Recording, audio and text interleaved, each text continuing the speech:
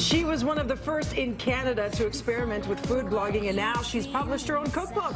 Please welcome the beautiful and super talented Tara O'Brady. Good morning. Hello. First of all, let's take it back to 2005. You really were one of the pioneers in Canada to make blogging into a career. We're talking about the YouTube festival outside, so it's very apropos. And you didn't think you could make a living out of it. You thought it was just a hobby. It was just a hobby because at that time there wasn't that bridge from going to something at home done after work and, you know, in the dark often in the evenings to actually making it into a career. Digital media was so new. It was this thing that a lot of people didn't understand, and we didn't know the possibilities of it. And so now you have people that are moving between traditional and digital and all over the place, and it's all opened up for us. And you say, you know, you were a culinary neophyte. You didn't really know your way around the kitchen. You love food, and it comes through with practice. So the beautiful thing in here, you've had so much success with your blog, is you've compiled some of your favorite recipes. Yes. And it's all encompassing from around the world. You feature a whole bunch of gorgeous recipes in here. So let's get started. What are we making today? Well, what we're doing today is roasted carrots with dukkha and then harissa aioli. So what's dukkha?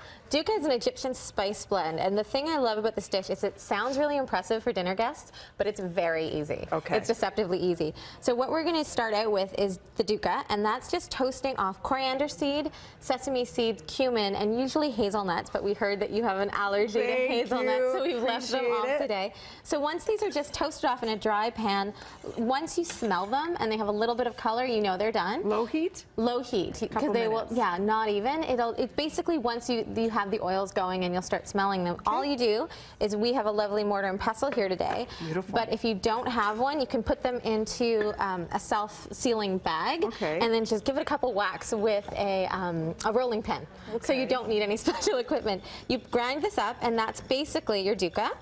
And then we move on to the harissa aioli. And again, I give you the options that you can either buy store-bought for either of these sauces, just buy one that you like that's of good quality, or I do give you the recipes if you feel like making your aioli, which is just garlicky mayonnaise. And you make sure that all of the ingredients are readily available, which is so beautiful because they didn't used to be. Exactly. When my family first came to Canada, and when I was growing up, I remember my parents having to drive to get cilantro, or if they were getting dal, they had to drive out of our city. So one of the things I really wanted was that everything in the book you can get pretty much at your basic grocery store. You don't have to go to a specialty store because I know a lot of people don't have time for that.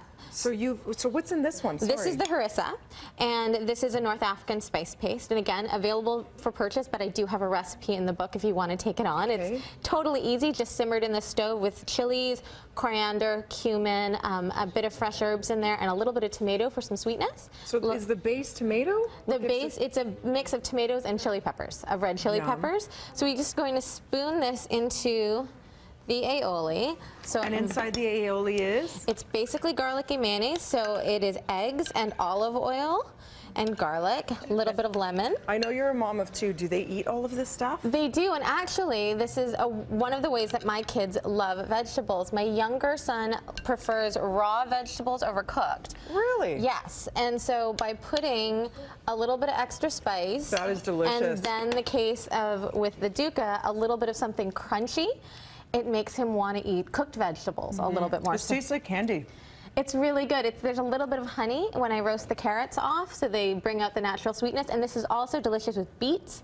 You can use the aioli with all the spring vegetable that is hopefully coming soon.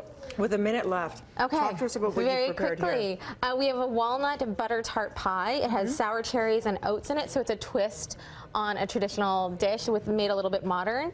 We have some classic fried chicken, but again, I love adding something unexpected, and in that case, it's a hot honey butter with Korean gochujang in it. You made your own naan. How do you do that without the proper?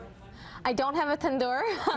Oven, But all we do is, again, it's very simple, just in a really hot skillet. We'll give you that same level of char. That is so good. Hummus with white miso is what you just dipped into. This is white miso. Yes, it gives the hummus a little bit of depth. Oh my gosh, that's beautiful. And this? Celeriac soup with horseradish pesto.